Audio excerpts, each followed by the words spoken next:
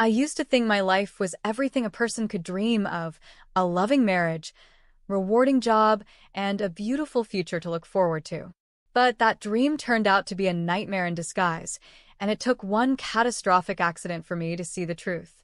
My name is Sabrina Mitchell, and I am a 34-year-old architect who once built her life as meticulously as she designed skyscrapers. I lived in Portland, Oregon, with my husband of 7 years, Oliver Mitchell. To the outside world, we were the golden couple, a success story wrapped in luxury and ambition. But behind the perfect facade, deception festered like a wound. That deception revealed itself the night I left work late, drenched in rain, driving home after a long day. My phone buzzed with a message from Oliver: "Be home soon." The simple words made me smile. I was exhausted, the kind of tired that seeps into your bones after a long day, but knowing I'd soon be home brought comfort. Rain pounded on the windshield, the rhythmic sound merging with the steady hum of the engine as I navigated the wet, dark streets of Portland. Then I saw it, a pair of headlights appearing in my rearview mirror, growing closer and closer. At first, I brushed it off as just another impatient driver, but the car didn't back off. It accelerated, its lights glaring into my eyes. My pulse quickened as I changed lanes, hoping it would pass me, but it didn't. Suddenly, the car swerved and smashed into my rear bumper, sending a jolt through my body. My fingers tightened around the steering wheel, knuckles turning white as I fought to stay on the road. The tires skidded across the slick asphalt, and I gasped as the car behind me rammed into me again, harder this time. Panic exploded in my chest as I desperately tried to regain control. My heart raced as adrenaline coursed through me, every instinct screaming for survival. Another impact, this one violent and unforgiving, sent my car spinning out of control. The world blurred around me: headlights, streetlights, rain splattering across the windows. The deafening sound of screeching tires and crunching metal drowned out my screams. Then silence. The final collision struck like a hammer, slamming my head against the window. Pain exploded behind my eyes, and darkness closed in before I could even understand what had happened. When I woke up, I wasn't in my cozy bed or wrapped in Oliver's arms. I was in a hospital room, surrounded by the harsh beeping of machines and the smell of antiseptics. My body ached, and every breath was painful. I tried to speak, but the effort was too much. A nurse appeared by my side, her voice gentle yet distant. "You've been unconscious for over a month, Miss Mitchell," she said. "You're very lucky to be alive." I wasn't sure I felt lucky. At that moment, I just wanted to see Oliver, to feel his comforting presence. But when I asked for him, the nurse hesitated. My heart sank. "He hasn't visited you," she said softly, as if trying to cushion the blow. "Not once." Those words shattered something inside me, and that's when the real pain began. The nurse's words echoed in my mind, but I still held on to a sliver of hope. Maybe Oliver didn't know. Maybe something had prevented him from being here. But when the Dr. Joanna Peterson, entered the room, that hope quickly faded. She explained the severity of the accident: broken ribs, internal injuries, and a fractured leg. But the most dangerous injury had been the head trauma that left me in a coma for over a month. She called my survival a miracle, but I wasn't focused on that. I was still waiting for Oliver to walk through the door. He didn't. The next day, my assistant and closest friend, Natalie Brooks, visited me. Her face was a mix of relief and sadness. After hugging me gently, she sat beside my bed and lowered her voice. "There's something you need to know, Sabrina," she whispered. "Oliver's been different since the accident. He didn't tell anyone where you were. I only found out through a mutual friend." I stared at her, confusion and dread building inside me. "What do you mean?" I asked, my voice weak. Natalie hesitated but eventually said it. "He's taken control of your bank accounts and your assets. He claimed it was to cover your medical expenses, but he's been spending a lot of money, Sabrina. And he's not alone." I blinked, trying to process her words. "Who's with him?" My voice trembled. "Her name is Vanessa Blake. She's a 27-year-old influencer on social media, and they've been traveling together. Miami, Paris, the Maldives, all with your money. The betrayal hit me harder than the car crash ever could. The man I had trusted with my life had abandoned me when I needed him most, and used my absence to live the life of luxury with another woman. My savings were gone, my property sold, and the husband I thought loved me had disappeared into the shadows of deceit. Rage burned through my veins. I clenched my fists, my nails digging into my palms. Oliver thought I wouldn't survive. He thought he could erase me and build a new life with Vanessa using everything I had worked for. But he was wrong. I wasn't just going to recover, I was going to destroy him. I spent the following days lying in that hospital bed, but I wasn't just recovering, I was plotting. Every breath, every movement I forced through the pain was fueled by a single thought: make Oliver pay for what he had done. He had taken everything I had built, left me for dead, and expected me to stay down. But I would prove him wrong. My first call was to someone I trusted beyond measure, an old college friend and private investigator, Ethan Rivera. Ethan was known for uncovering secrets people thought would never see the light of day. I didn't hesitate when I told him everything: the accident, Oliver's betrayal, the stolen money, and his new life with Vanessa. Ethan's response was exactly what I needed. "We'll get him, Sabrina. I'll find everything he's tried to hide. Give me a couple of weeks." While Ethan began gathering evidence, I focused on my physical recovery. I forced myself to walk again, even when my legs threatened to give out. I did physical therapy with a ferocity that surprised even my doctors. Every painful stretch and every sleepless night only made me more determined. One evening, just as I managed to take my first steps without assistance, my phone buzzed with a message from Ethan. "I've got something big. Call me." My fingers trembled slightly as I dialed his number. "Sabrina, you're not going to believe this," Ethan said, his tone sharp and urgent. "Oliver didn't just empty your bank accounts. He's been forging your signature on documents, selling your properties, and taking out loans under your name." I felt my stomach twist. "How much has he stolen?" "Roughly $3 million, Ethan replied grimly. "And it's not just cash. He's already in the process of selling your beach house. The paperwork is nearly finalized. That house wasn't just another property, it was my sanctuary. I had bought it with the bonus from my biggest project." The thought of Oliver selling it was like a knife to my heart. "We need to stop him," I said through gritted teeth. Ethan chuckled. "Oh, we will. But we need to be patient. The more evidence we gather, the bigger the case we can build against him. When we hit him, we're hitting hard." Ethan's investigation intensified over the next 2 weeks. Each day, I received updates: photos of Oliver and Vanessa lounging at luxury resorts, copies of forged documents, and bank transfers proving he had drained my accounts. I had always known Oliver could be selfish, but what Ethan uncovered went beyond that. This was greed on a monstrous level. Then one evening, Ethan called with the final piece of the puzzle. "Oliver's about to finalize a business deal with some high-profile investors," he said. "It's a real estate deal worth millions. He's betting everything on it." I smirked.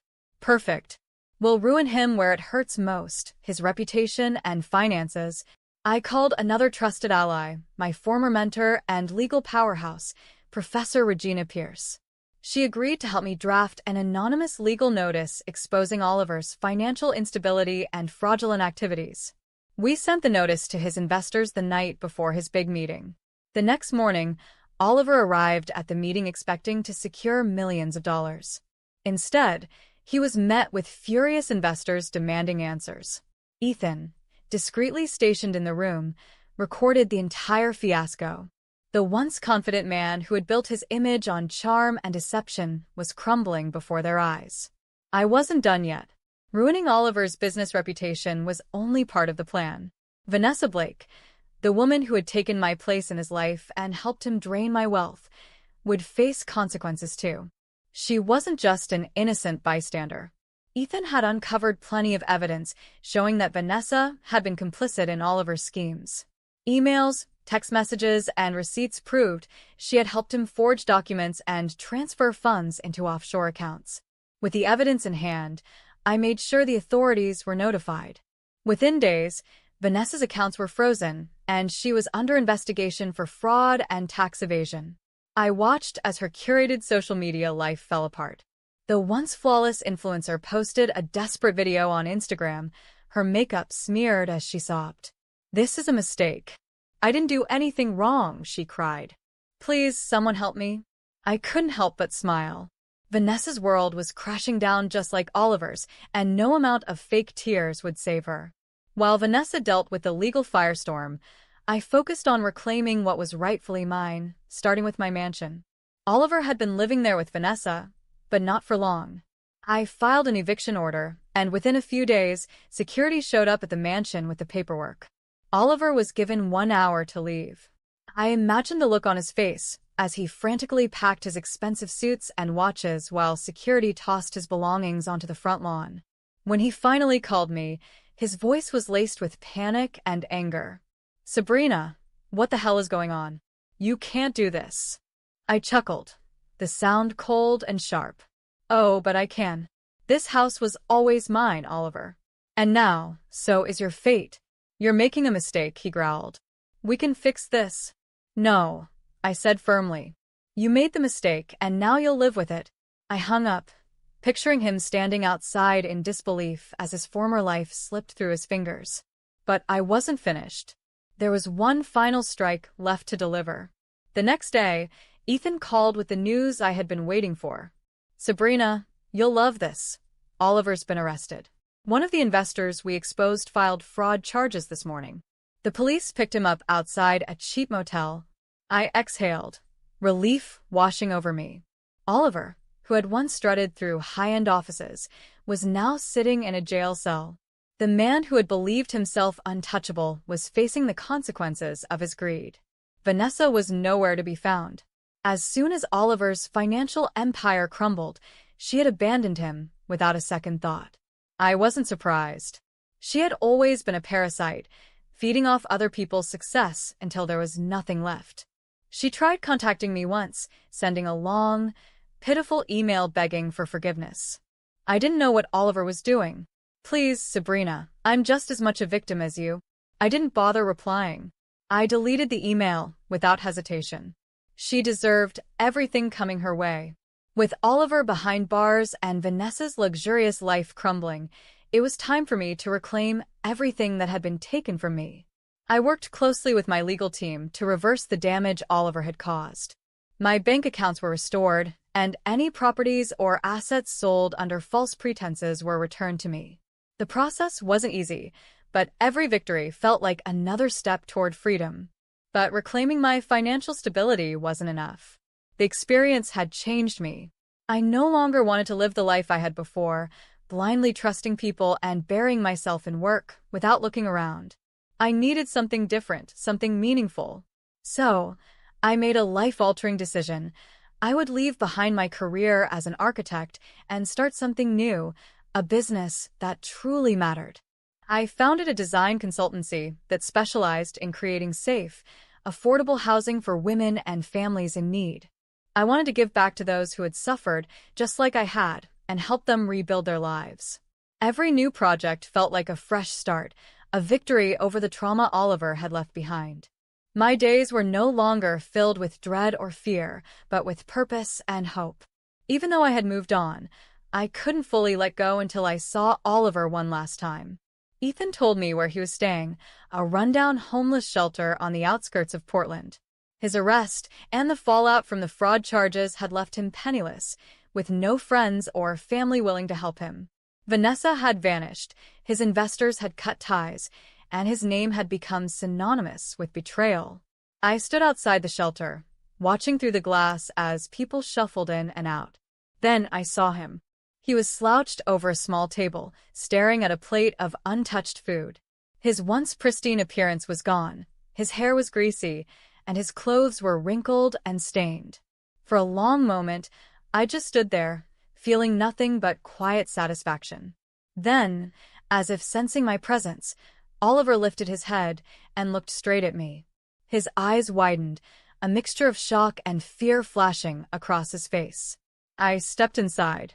The smell of damp clothes and cheap soup filled the air, a stark contrast to the lavish restaurants Oliver once frequented.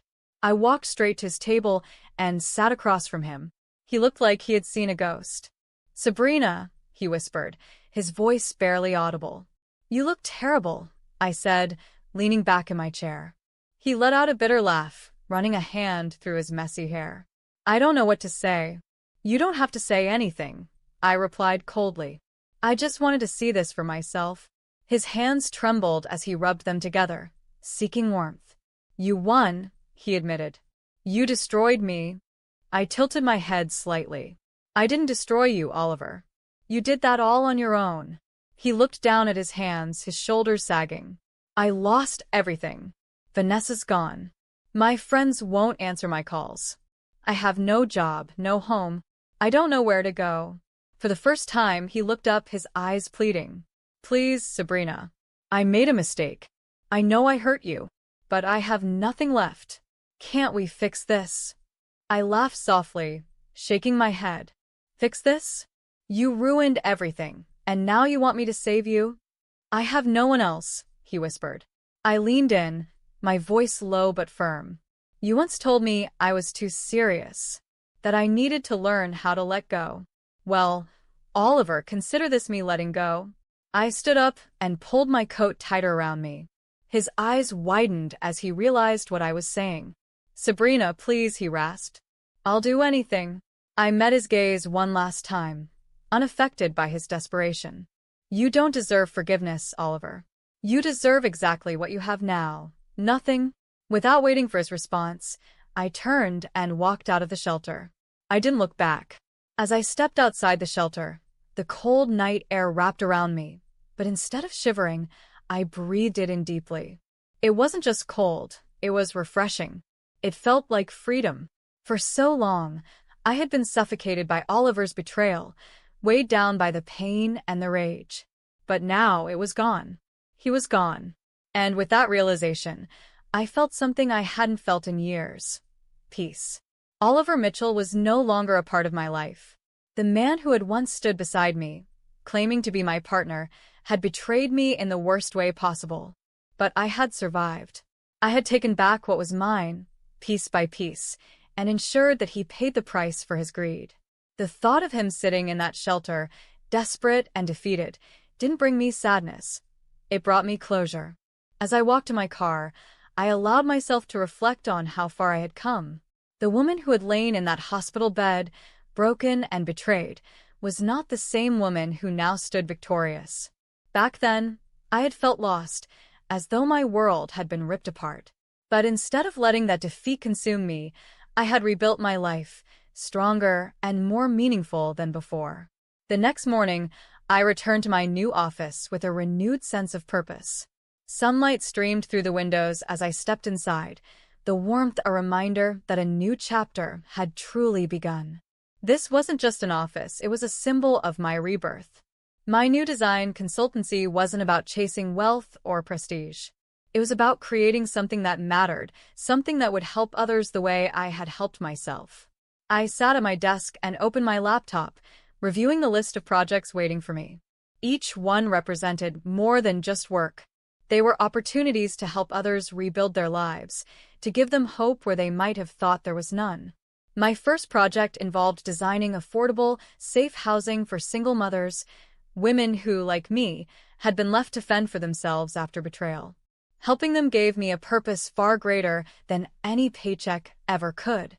As the day went on, my phone buzzed with updates, partners confirming projects, clients expressing their gratitude, and Ethan sending a quick message to check in on me. I smiled. I wasn't alone anymore. I had built a new support system, one filled with people I could trust, people who believed in my vision and my strength. By the time evening arrived, I stood by the window of my office, looking out at the city lights. The skyline was beautiful, glowing with the promise of possibilities. For the first time in years, I wasn't afraid of the future. I wasn't looking over my shoulder, wondering when the next betrayal would come. I was in control of my life, and it was a life I had fought for. I thought about Oliver and Vanessa, but only for a moment. Vanessa had disappeared into the shadows, trying to rebuild her life away from the damage she had helped cause. And Oliver? He was exactly where he belonged, at the bottom, with no one to save him. I didn't need revenge anymore. I had already won. The best revenge wasn't destroying someone else. It was rebuilding myself into someone stronger, someone unstoppable. I whispered to myself as I turned off the office lights, I'm not just surviving anymore. I'm living. And with that, I left the office, ready to embrace whatever the future had in store for me. Thank you for listening to my story. If you enjoyed it and want to hear more, don't forget to like this video, leave a comment sharing your thoughts, and subscribe to the channel for more exciting stories. Your support means everything to us, and we can't wait to bring you the next one. Stay tuned.